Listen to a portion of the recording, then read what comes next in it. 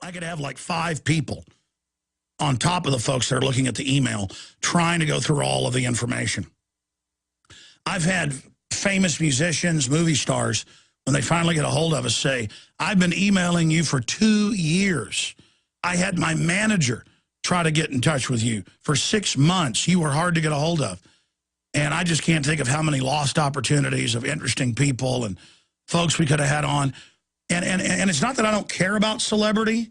It's just that I'm so into my own research and what I'm doing that I don't even really realize the power of celebrity consciously. I mean, I realize it, but I don't even try to follow those leads now or even try to get all the famous people on the show. Every week I get contacted by some famous person or I'm given their phone number, and I don't even tend to call them because then you got to call them and play phone tag, and then you get them on, and they tell you you're great. You tell them they're great, and a lot of times they just want you to know that they appreciate what you're doing. Hey, I love everybody, so there's really no need to even contact me. I mean, you know, I got it. I mean, I'm just, but the point about celebrities, whether they're famous writers or movie stars or sports people, is it does give you an idea how many people are awake. I mean, if I was contacted by Kurt Vonnegut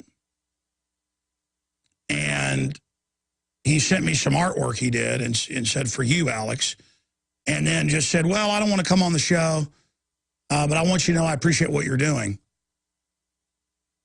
I mean, I read a lot of Kurt Vonnegut books. That's a great mind. Parents are big fans of him. That's really cool. But then he's like, no, I'm too old. I'm done. I'm giving one more speech and I'll never speak again. And he gave a speech at his university, and 6 months later fell, hit his head, and died. It was, and I didn't pressure. I didn't try, oh, please, come on, Kurt Vonnegut, please. You know, come on. You know, since I moved, that isn't even out of the box, my Kurt Vonnegut lithograph of a bird cage open with the birds flown away. Symbol of freedom. It's actually was used in the French Revolution as a symbol of freedom. But it means I'm not in the box. It means I'm not caged. And I'm not bragging about the Kurt Vonnegut thing. It's just that, guys, if you Google Alex Jones, Kurt Vonnegut art, it's a Prison Planet article. It was also posted on Jones Report. You can see a scan of the lithograph. And if you don't know who Kurt Vonnegut is, he wrote a lot of great satire on the police state and on corruption and on governments and on elites, and wrote a lot of dystopic science fiction stuff. Very, very interesting person. Yeah, here it is. We'll put it up. Yeah, there it is. For Alex. And it's Kurt Vonnegut drew a picture of himself and then signed his signature, making the eye in his hair. And then there is the one-of-a-kind lithograph. Very cool. Vonnegut was no stranger to the methods of dictators. He fought in World War II, was a prisoner of war, and then bombed. That's what Slaughterhouse-Five's about. Side issue. I said I'd take calls, and I'm digressing. Linda in Texas. Linda, welcome, and thank you for holding. Thank you, Alex. For years, you've been speaking out against fluoride. So about 3 years ago, some of us in Austin, your hometown, started Fluoride-Free Austin. And we have battled and battled and battled city council. The bigger the cities, the harder they fall. But we want to encourage people. In little towns, Lago Vista has banned fluoride. Calgary's done it. That big county that Tampa's in, 1 million people, they've removed it because the feds are striking back at the state level. As you know, Arkansas and now also New Jersey have passed laws saying you will drink fluoride by law. So before, they would just lobby and get cities to buy it and put it in the water, for those that don't know, and the hundreds of other chemicals that are in it. I think it's time to start suing the smiley face mayor and other smiley faces that laugh at the medical doctors and toxicologists and top professors you've brought into Austin. I mean, they're assaulting us, and it'll come out in the court hearing that there's all these other heavy metals and stuff in the toxic waste they call fluoride, and then that'll force it all out. I mean, look, that's not even aggressive enough. They're assaulting us and force medicating us, and every time the scumbag city council laughs at you, it makes me want to throw up. I've seen it on the local cable. and it's disgusting. They are just pigs. Is that cities all over the United States this weekend, your listeners can go do a little research. Go to Dr. Paul Conant's website, Fluoride Action Network. Go to Fluoride Free Austin.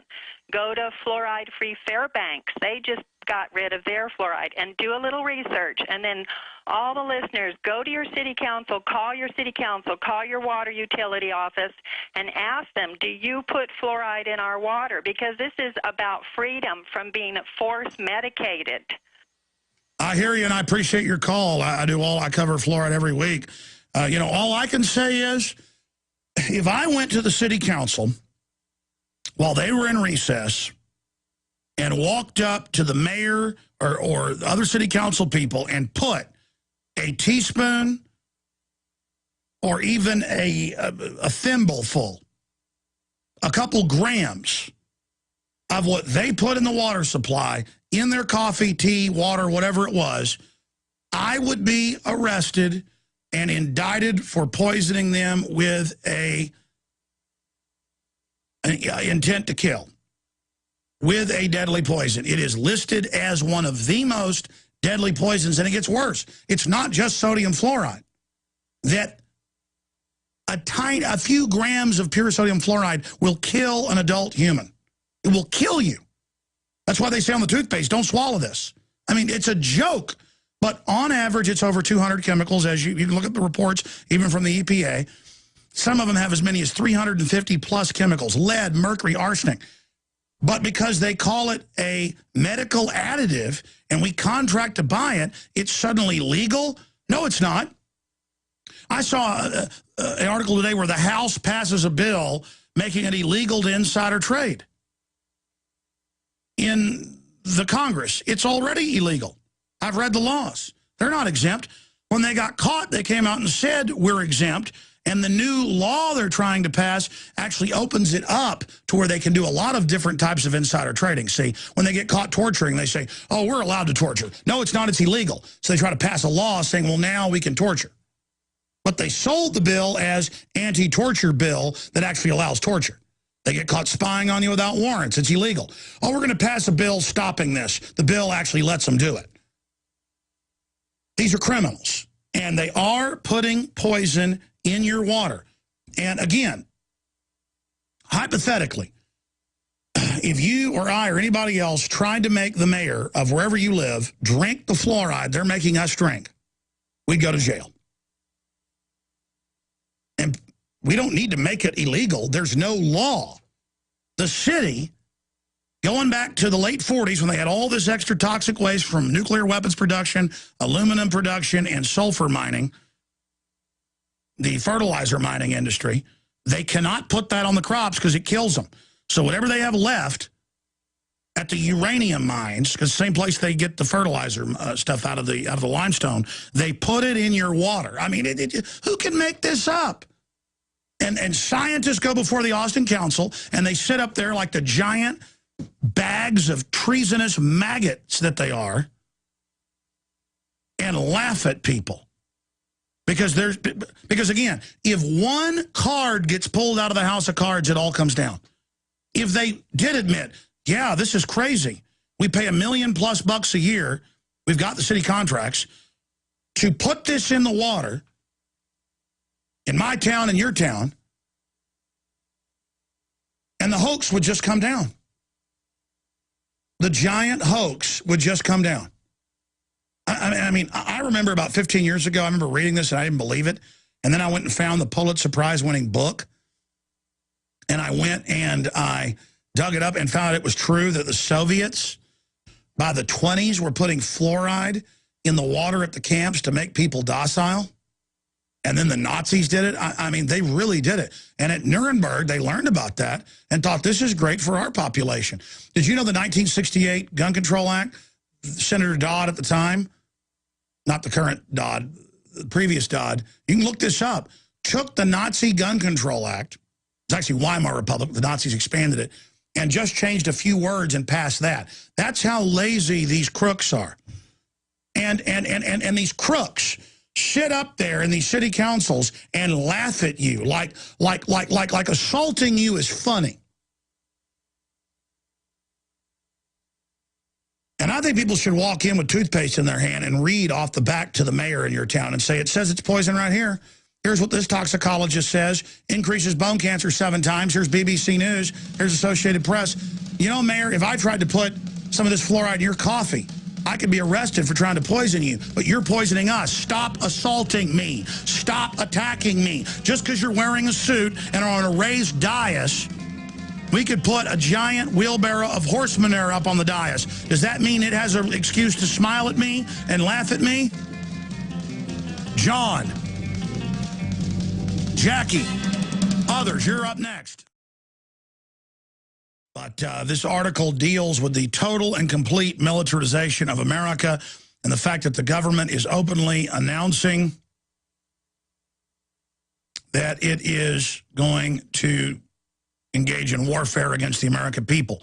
The headline is, the state has declared war on the American people. Please get it out to everyone you know. Here's another one. Leftist media resorts to conspiracy theories to sell Syria invasion. Just like they said Saddam threw babies out of incubators, it wasn't true. They're saying the same thing about the Syrian government. And I'm not saying Assad's a good guy, but it's clear war propaganda. Also, mortgage settlement is just another stealth bank bailout. It's all up there right now at Infowars.com. Now, I want to read this quote. I mentioned it in the first hour, dealing with the fact that it's traitors within that are dangerous. It's foreign interest, foreign corporations, and others that come in and infiltrate and take over your government that are the threat. And Roman senator and statesman and historian and philosopher Marcus Cicero said, the traitor appears not a traitor. He speaks in accents familiar to his victims, and he wears the face and their arguments. He appeals to the baseness that lies deep in the hearts of all men. He infects the body politic so that it can no longer resist. A murderer is less to fear. The traitor is the plague. And that's not the full quote. He talks about in the beginning of the quote that an enemy at your gate with a banner openly furled is not the enemy. It's those within who sneak around and creep around and manipulate. They are the threat. They are the problem. The tickets are now more than half sold at both venues. In Dallas coming up, not this Sunday, but next Sunday, the 19th, I'm going to speak and premiere a powerful 30-minute mini documentary that's going to be impressive. And I'll give an hour-and-a-half speech, 30-minute question and answer. So it'll be about a 2.5, 3-hour event. That's Sunday evening. The next Sunday evening, I'm going to be in Orlando. And those tickets are going quick. Infowars.com/events. And undoubtedly, they're going to sell out. So if you want to get the tickets, I want to see you there. Come on out. I'm going to be there. And I'm going to go ahead and bring merchandise, too. I'll be there signing books and videos and stuff like that. I wasn't going to bring it, but folks have been requesting that. So I'll also come out before and after and shake hands and stuff.